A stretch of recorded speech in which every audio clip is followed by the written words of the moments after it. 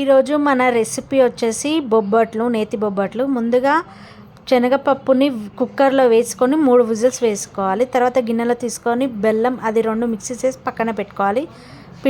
మైదా పిండి తీసుకొని వాటర్ వేసి పిండి కలుపుకోవాలి. అందులో ఆయిల్ కొద్దిగా నెయ్యి కూడా వేసి పిండి చూడండి కన్సిస్టెంట్ ఇలా ఉండాలి. కొద్దిగా లూజ్గానే ఉండాలి, గట్టిగా ఉండకూడదు.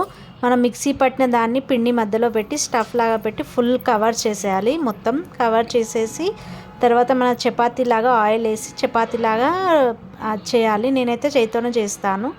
కొంతమంది కర్రతో కూడా చేస్తారు, నేనైతే చేతితో చేశాను. తర్వాత ప్యాన్ వేడెక్కాక నెయ్యి వేసుకొని దానిపైన మనం చేసింది వేసుకోవాలి, బొబ్బట్టు వేసుకోవాలి. చుట్టుముట్టు నెయ్యి కూడా వేసుకోవాలి. తర్వాత సెకండ్ సైడ్ కూడా తిప్పుకొని మళ్ళీ చుట్టుముట్టు నెయ్యి వేసుకోవాలి. 2 సైడ్స్ కాలిన తర్వాత అంతే, చాలా టేస్టీగా ఉంటే వేడి వేడి బొబ్బట్లు రెడీ.